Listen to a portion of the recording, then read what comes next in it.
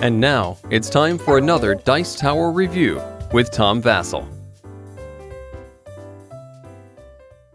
Hey folks, one of my favorite train games, actually maybe it is my favorite train game, well, of the games where you actually deliver stuff, is Rolling Freight. Rolling Freight is a great game from Ape Publishers, and in it you're delivering goods, building train routes, has a really cool feel to it. And so I was very pleased to get the first map for this game, which has a side for India, and then also has a side for Great Britain.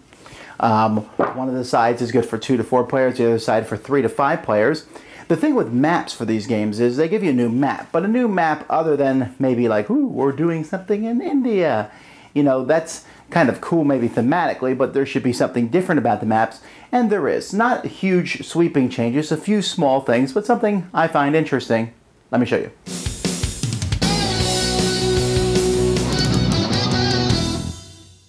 So here's the Indian map, and you can see that it's, looks very similar to the other map. This is a map that's for 3 to 4 players and uses different routes just like the original one does. Some of the differences on this map is you have some nice big quadrants of goods that can be taken and delivered to quote-unquote the west, or all the way down here on the other side of the board, the far east. So there's those, getting those choke points there, or getting the routes to those, not only are those very valuable routes to build in the first place because they're 7 long, but also because there's going to be a lot of goods that can come and to those places. So I think players are going to keep those, those are going to be fought over probably. You'll also notice there's some dark black lines here on the map. These are caravans. And what these are, basically these are routes that are already in place at the beginning of the game. It costs a die to go over them, but nobody owns them. And so, but they can still allow you to build some longer routes and move some pieces.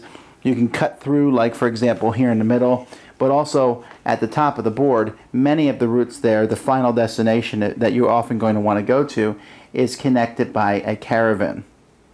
Finally, we want to look over here at the improvement deck. The improvement deck in this game, technologies get cheaper as the game progresses.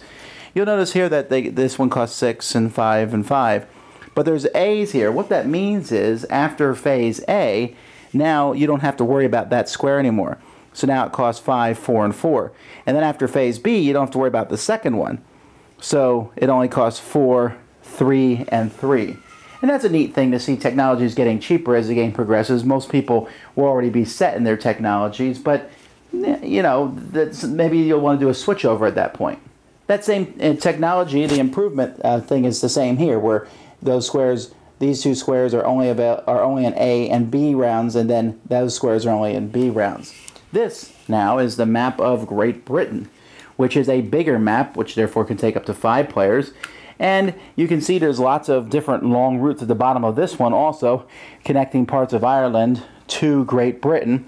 And there's some spots here where you'll be able to deliver quite a few goods to also, as you can see, sending them over here to Hastings or down here across the strait. Now, a couple things here. You'll notice that there's more of these caravan routes. Here they're called ferry routes, which is basically the same. They have the exact same rules. But there's fewer of them on this board. Instead, there's another type of route on this board, which is a canal. Notice that wavy blue line there? That means that you can do the same thing as a ferry route or a caravan route, move stuff across it. But once somebody takes that, once somebody builds trains from here to here, then the canal is gone. So there are several canals on the board. And what this does is it gives you some cool movement at the beginning, but also shows as time goes by, people are going to take those over. And in fact, I've seen at least one game where a player refused to build on top of a canal because they wanted the canal to remain there. And that's partially because in this game, there is a new improvement, which can show up in the improvement deck. If you have one of these improvements, you can use canals and caravans and ferries for no cost. That's a pretty big deal, especially on both boards. On the India board, you can use, there's a lot of these caravans all over the place. On this board, there's fewer ferries, although it's still very useful, but there's quite a few canals, especially at the beginning of the game. If you get 2 of them, then all the canals and ferries and caravans are yours, and you'll get victory points when other players use them.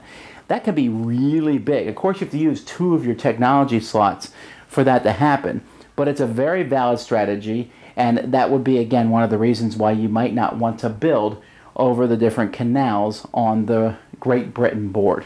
For me, I actually enjoy playing on these maps more than the opening one. I think I like India a little better. Then again, I do tend to gravitate towards shorter, and India will be a bit shorter. It runs closer to 2 hours, while the Great Britain one is going to be 2.5 to 3 hours if you play with the full complement of people. I like the new technology and the caravans, and the idea to get that technology is really cool.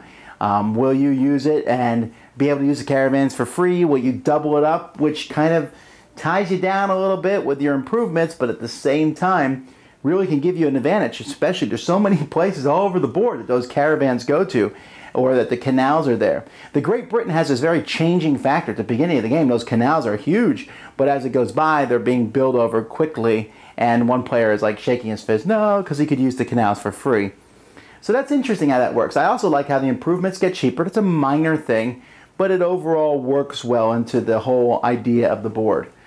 That's really it. There's not a lot of huge changes here, although there's geographical changes, and there's more sea routes, and it's interesting. It's a change of pace. For me, this is a good map to add to the game. I'll easily add this one to the box. I will say that I think, and I have actually, taught new players using this map, and it worked out okay.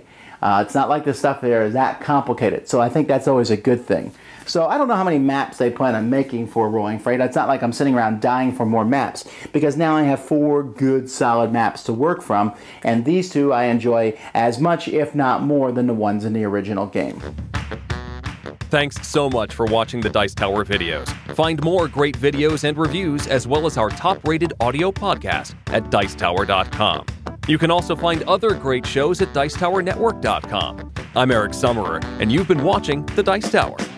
The Dice Tower is sponsored by Cool Stuff Inc., where you can find great games for great prices. Cool stuff in stock. Check them out at CoolStuffInc.com. Shut the door.